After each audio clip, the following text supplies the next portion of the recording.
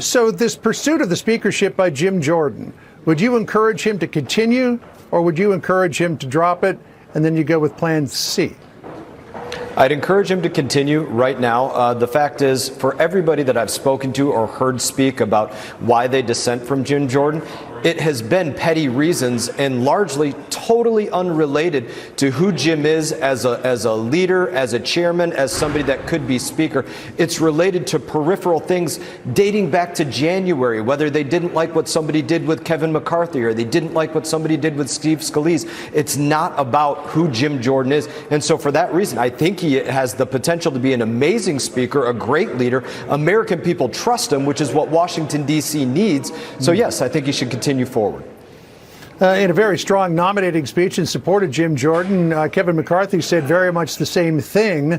But then again, I remember Albert Einstein saying something to the effect of the definition of insanity is doing the same thing over and over again, expecting a different outcome. Can there possibly be a different outcome here? There can be a different outcome. You use Kevin McCarthy a bit as the model for this. Whenever Jim Jordan is not on the floor of the House, he is speaking to people behind closed doors. What is your issue? What is your goalpost? How can I meet that goalpost? Where is something that has to happen in policy that maybe we're not seeing eye to eye? And that's where the big issue is. There's not a lot in policy. It's getting people over personal peripheral frustrations unrelated to Jim. And I think that can happen. All right. Well, Congressman, let's get back to the war between Israel and Hamas. Over 100 retired U.S. military leaders urging support for Israel. In an open letter, they write, quote, "We will call upon the Biden administration and Congress to work together in a bipartisan manner to continue giving Israel the support it needs, militarily, diplomatically, logistically, and with intelligence for as long as it needs to defend itself and eliminate this threat." Your take on President Biden's speech last night, did he say the things that needed to be said with this conflict looking like it could blow into a regional war? No, I would capture President Biden's speech in this way. It was disinformation on a number of fronts. There was a great extent of missing information, and it was inconsequential information. Nobody in Israel gives a rat's caboose about a train or a two-state solution, as they haven't even recovered hostages, buried people, or mourned people. Nobody cares about that. It's inconsequential. Missing information was speaking to the extent of what's going on with our lost Americans, killed, those that are still hostages. Basically glossed over that, didn't speak about Iran at all. And disinformation in this respect, when he says that the Palestinian people are not represented by Hamas, in my opinion, that's the same leap that so much of the media are making when they jump to saying, well, it was Israelis that bombed that hospital. Right now, it should be incumbent upon Palestinians to prove that Hamas does not represent them, because in my opinion, everything supports the contrary. They weren't out there getting Americans returned, hostages returned. Their education system supports Hamas. They pay Hamas terrorists, whether they committed an atrocity last year or 20 years ago. They support Hamas. And if Hamas is not their de facto government, which in fact they did elect, then why haven't the Palestinian people rooted them out already? And you see the examples of this across college campuses across the country. Hamas has the support of Palestinian people. All right.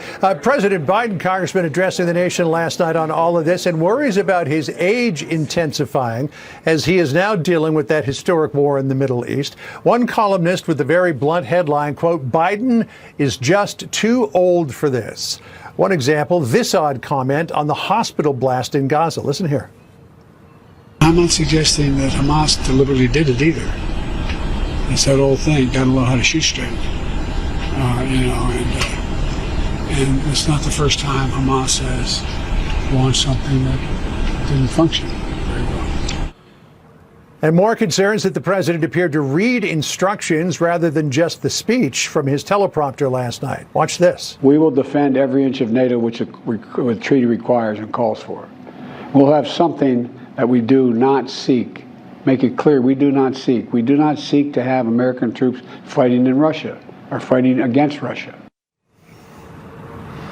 Well, everybody has teleprompter problems from time to time, but let me go back to what he said, that Hamas needs to learn how to shoot straight. What about Hamas needs to learn not to shoot at all?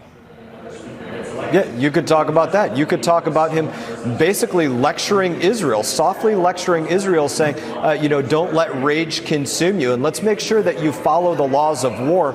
As the country was brutalized by anything but the laws of war, he said, hey, we see you. But the fact is, he doesn't really see what happens here. If those are the things that he's not saying, he's reading them. And again, he's talking about inconsequential things like a train and making another country out of Palestinians right now. He doesn't really see what is taking place. And one more example of that, if he thinks he's going to get a bill out of the House of Representatives that lumps Ukraine, Israel, border, we know he's not interested in border at all, and Taiwan or something else. Again, he's not seeing what's taking place because that's not going to happen. All right, Congressman Brian Mast for us as we look at live pictures of the Israel-Lebanon border, a fire burning on that hillside with the border with Lebanon just over the crest of that hill. Thank you, sir. Appreciate your time. Hey, everyone. Thank you for watching this video. If you enjoyed the video, please click like and subscribe. I will be back on YouTube with more exclusive content, so stay tuned.